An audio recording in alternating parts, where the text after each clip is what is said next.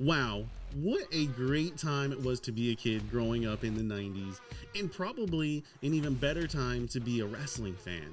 The Monday Night Wars, ladies and gentlemen, were a real thing, and the WWF and the WCW were going head to head every week. And with that said, there were a lot of wrestling games that came out during this time period on the PlayStation 1 and the Nintendo 64.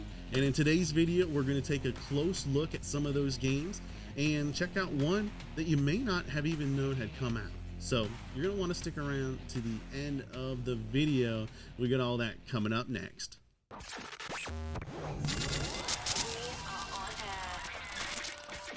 All right, well, we are at our first destination here through our trip through nostalgic memory lane, and I can't talk about the best PlayStation 1 and Nintendo 64 wrestling games without mentioning WWF War Zone. Well, some of my earliest memories playing wrestling games were playing War Zone, and I remember sitting there playing on the Nintendo 64 and the PlayStation 1 at certain times in my life as a kid. The one I just showed you there, this is the PlayStation 1 version here, and also did come out on the Nintendo 64, as you can see. Good game. I mean, I can't say anything too bad about it. I'll be honest. You know, replayability wise, it's probably minimal here. I mean, I'm not going to go back and play hours on it, but I do like to go back and see kind of the old art style. I think it's kind of cool to go back and see the old steel cage, the old blocky black steel cage. I love that type of cage that they used back then. And on another thing I could say too is the controls. Now, once you learn them, they're awesome, but it works like a fighting game. It's like over, down, over, B, executes a move, and you just do that over and over. Now, once you learn it, like I said, it's pretty fun, and you can have a great time. I spent hours on it. I mean, I mentioned replayability might not be the greatest, but even going back and, hanging out, playing for a little bit, it's a lot of fun. Overall, I think Warzone is a game to put in your collection. You're gonna find it maybe for like $5 to $7. It's really cheap. It's nothing rare about it, and it has all the old, I say old, but the old young wrestlers. They were young back then. You got Stone Cold on the roster, The Rock, Kane, Undertaker, Mankind, and a lot more of those guys too. So good time. The second game that came from that, I do want to talk about kind of in the same breath because they're so alike, is WWF Attitude. And when this came out, I was so pumped. Attitude came out in 1999, so a year later after Warzone, and they really marketed this game heavily. I remember seeing this in magazines that I would pick up, and by the time my birthday rolled around, because we're kids, right? We don't just buy our own things. We gotta wait until our birthday or maybe at Christmas to get a game. So when Christmas rolled around that year, I made sure I got WWF Attitude. One of the big differences there in this game is, well, the graphics do look a lot better. I mean, you're looking at fully rendered 3D models. It's an upgrade for sure. A bigger roster, and when you're digging through the roster too, you actually have an alternate attire, which is pretty cool for the time. And then also look at the graphics there with like the crowd was moving, so it was a little bit better. The commentary was a little bit better than Warzone. And also it had another feature where you could customize arenas, which was really cool at the time. And I remember spending quite a bit of time trying to create my arena there. So lots of good first memories playing wrestling games there on the PlayStation 1 and Nintendo 64. So would I recommend picking those up for your collection? For sure. I do believe so. And these games typically about $5 to $7, which isn't bad. That's very cheap, and I think you could pick both of them for like less than 15 bucks. Well, and I'd also be curious, and comment below on your earliest memories playing Warzone and Attitude. I think it'd be cool to kind of talk amongst the community there. Which brings me to my next game here, WCW Nwo Revenge, which was the game that followed WCW Nwo World Tour.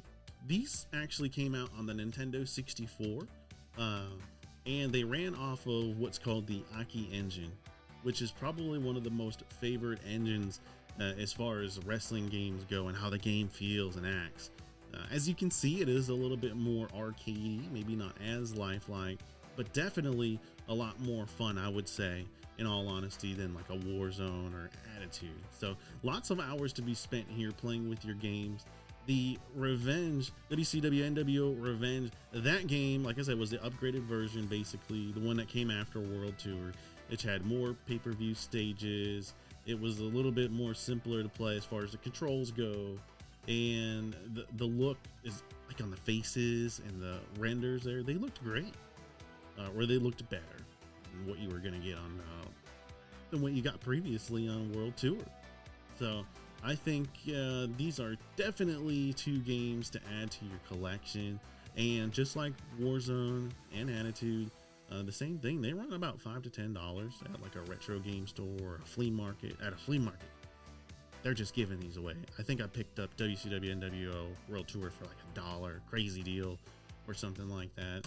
So recommend go back and maybe play them for a little bit. You know, just have your buddies over and kind of have that trip down nostalgia lane there. So that's what this is all about. So that brings me to the next game that I want to talk about, and that is the original Smackdown, only released on the PlayStation 1. And this came out there March of 2000, and this would have followed Attitude's release. And I gotta say, when this game came out, it blew me away. And even when I go back now and play it, I can tell you, I understand even to this day why I loved it so much as a kid. I went as far as to, I didn't have a PlayStation 1 at the time when this released, but I went as far as to renting the console just for that game, just to play that game. And back then that wasn't cheap, because I mean, you were going to, it wasn't like Netflix or anything like that, but you were actually walking inside of the movie stores and they had to have it in stock, and you had to put this ridiculous deposit on it. And I was young. In 1999, 2000, I was like 11 years old, and I had to beg my parents, please rent this console so I can play this game. And it didn't disappoint. I mean, back when this came out, I mean, when the wrestlers actually came out and did their entrances, they had the FMVs in the back, and you could actually see the full motion videos of their entrances, and the music was crisp because it came on a CD. And it looked pretty good. I mean, to be honest, yeah, looking at some of the games like the Revenge, and you know, the entrances might have been a little bit better on that, but only because I would say like the entrance video on SmackDown, when a wrestler comes out, it takes up the whole screen instead of actually seeing them walk down to the arena with it in the background like it would do on like Revenge.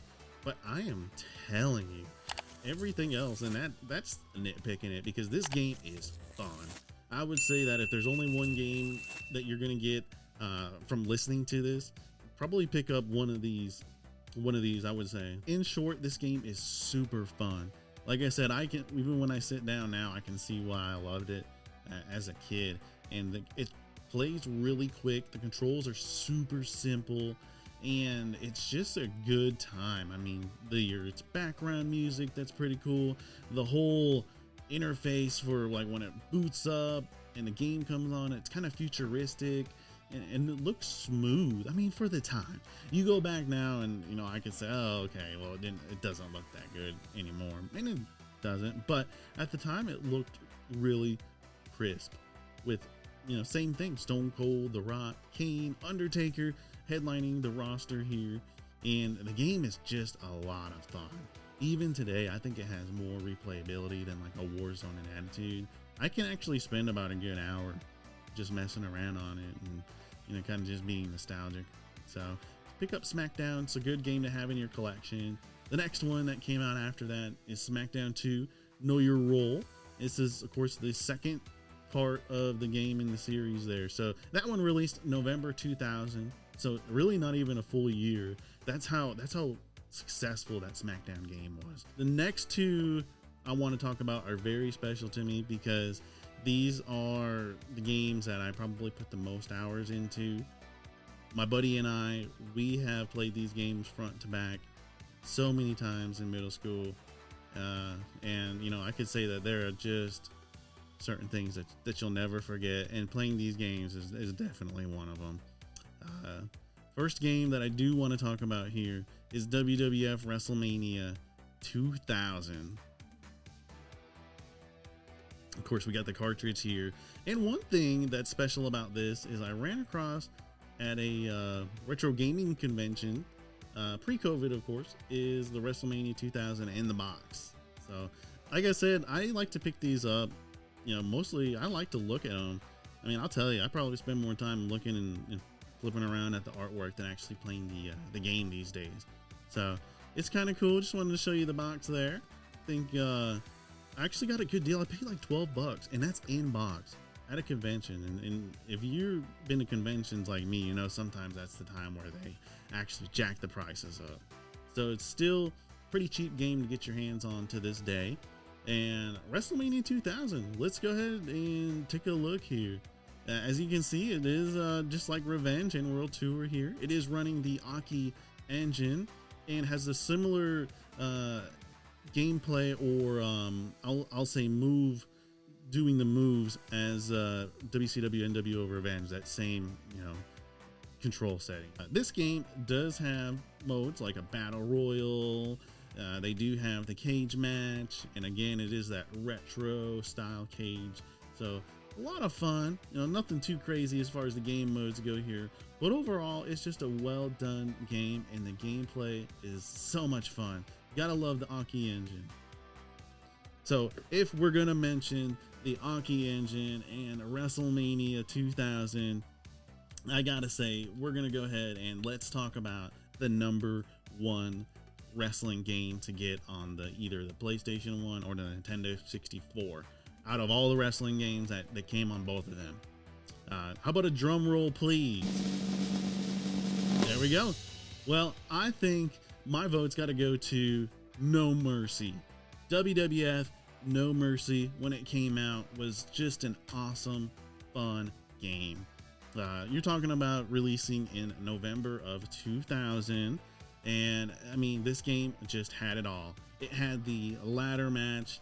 It had a pretty big roster here, 74 characters, and then you could also change the clothes, or you could go through the season mode and earn points and money and go spend that at the Smackdown mall to buy more attire or moves. And I would say too, they had one of the most robust create a wrestler game modes. I mean, you could change the faces, the boots, I mean, everything that you would be able to. Then also like how they come to the ring, what they're wearing when they come to the ring, and then what they're wearing when they actually begin the match. It's pretty cool.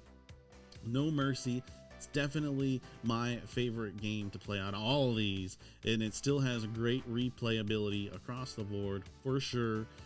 Cool stages, cool pay-per-view stages. One of my favorites there is King of the Ring. I love the way that it looks, and man, just a lot of fun. Just a lot of fun times playing this game.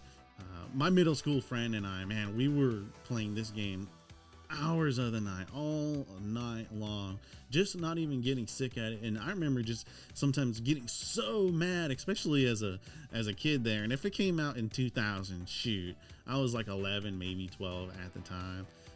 And so, I mean, it was my life there.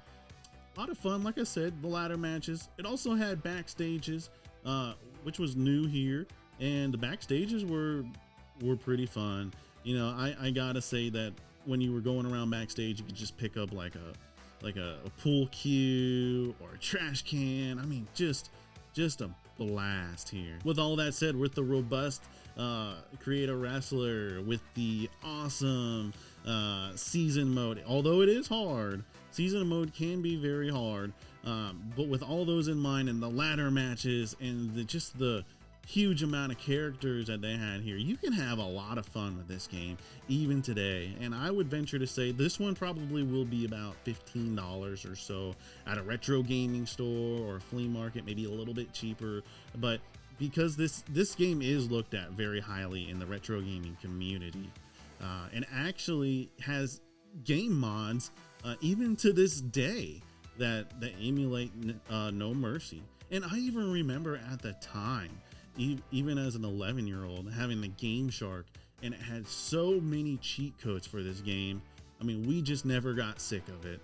No Mercy, my #1 pick, and I definitely recommend it for anybody's collection. And if you're an AEW fan, you've already heard that there's a game in development that are using the same people from back then on the Aki engine. And so it's going to be interesting, and I'm totally excited to see how that game actually turns out on the next gen systems. Well, my goodness, what a great trip down nostalgic memory lane. Had a great time with you guys, but as I promised, I did want to talk about a game that you may not have even known had come out, and that is WCW Feel the Bang. It is actually, I think you can download it on your PC there, and essentially what it is a No Mercy mod. So it plays like the Aki engine, same type of gameplay, although it's a brand new skin for WCW, probably what would have been the sequel to Revenge. And as you can see, it has a cool roster: Sting, Goldberg, all the greats, pay-per-view stages, and overall just looks like a blast. So if you haven't yet played this, be sure to go check it out. And if you didn't know about it, now you know. I think it's an awesome game, and I think it's just a cool concept, and it shows you just how great No Mercy was for the legacy to even really live on today. I hope you really enjoyed the video. Make sure to smash that like button if you did. It really does help out a lot. And subscribe to the channel, of course, if you haven't already. And let me know, what was your favorite game from what we just talked about? Would love to see the comments there. And also make sure to stop by, of course, for more Man Cave sessions. Thank you, and see you next time.